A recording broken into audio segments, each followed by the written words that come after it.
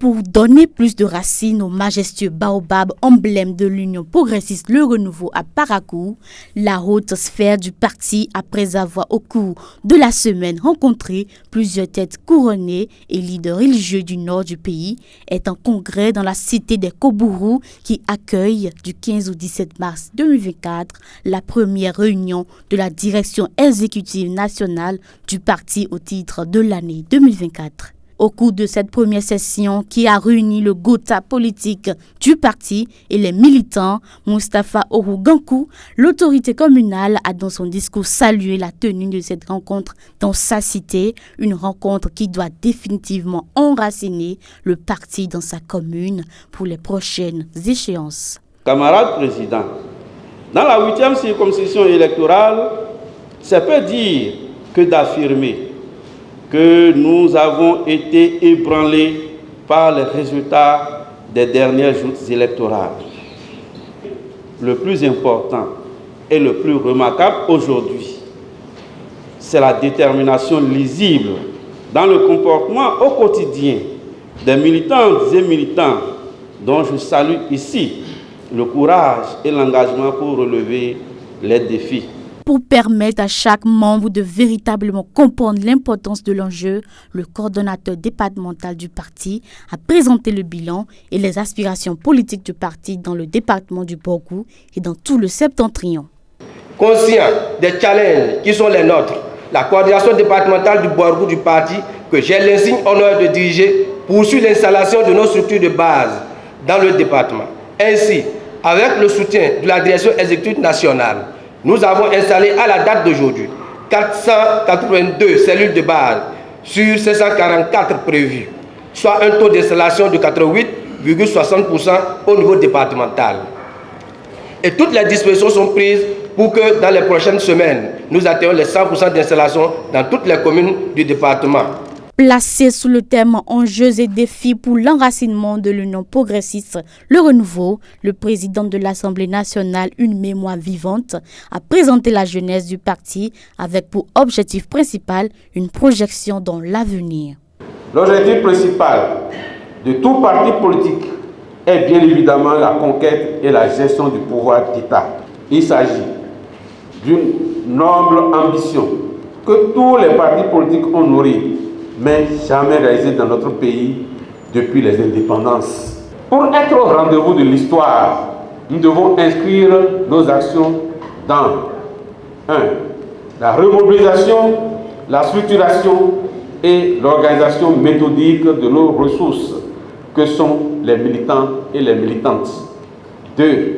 La formation des militantes et militants, quel que soit leur niveau et leur rang social. 3èmement, l'animation permanente. Pour y parvenir véritablement, notre parti devra sortir en son sein le prochain président de la République. Parce que cette projection dans l'avenir ne saurait se faire sans les leaders religieux, les têtes couronnées et la force du parti que constitue la base, le président du parti, le professeur Joseph Djogbenou, a montré l'importance que revêt cette rencontre pour l'avenir du parti, tout en saluant le caractère progressiste du code voté à l'Assemblée et jugé conforme à la Constitution par les sages avant de déclarer officiellement ouverts les ateliers de cette première session de l'année. Les récents événements à l'Assemblée nationale, la décision de la Cour constitutionnelle nous rassure davantage sur ce chemin.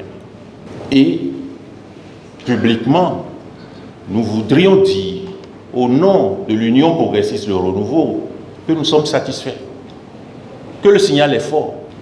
Désormais, nous ne pouvons qu'être ensemble pour porter politiquement les aspirations de nos populations.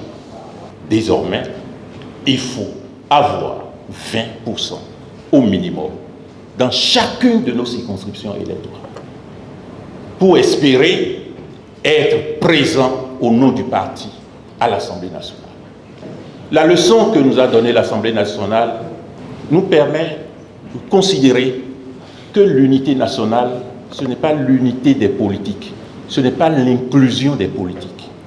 L'unité nationale, c'est l'unité de nos populations, c'est l'inclusion de nos populations. Évidemment, pour l'Union progressiste, le renouveau, les exigences sont encore plus fortes. Exigences en termes d'implantation, exigences en termes de présence, exigences en termes d'animation de la vie politique, exigences en termes d'incarnation de l'espérance de notre peuple. C'est ce à quoi, sans doute, nous allons nous atteler. C'est ce pourquoi nous nous sommes réunis. Pour progresser, il faut également définir les stratégies pour installer les autres instances de notre parti. C'est le second objet de notre réunion, la définition des stratégies. Ce n'est pas cet espoir de tuer en nous le jeu pour faire éclore le nous politiquement.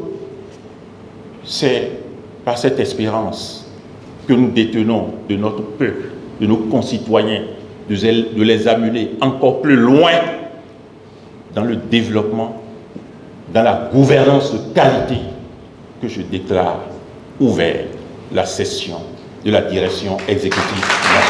Visiblement satisfait de la tenue de cette rencontre dans la cité de Kobourou, le ministre Honorama Ouyankako considère cette rencontre comme un signal fort lancé aux autres formations politiques qui se croient en terrain conquis.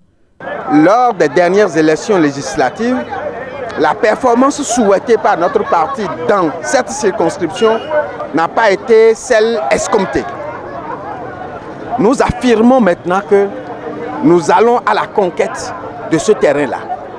Et c'est pour cela que nous avons mis cette réunion dans cette cité, pour que les uns et les autres, ceux qui claironnent déjà en disant que cette circonscription c'est la leur sur le plan politique, pour qu'ils puissent déjà commencer à déchanter en sachant que nous sommes là et que nous allons venir.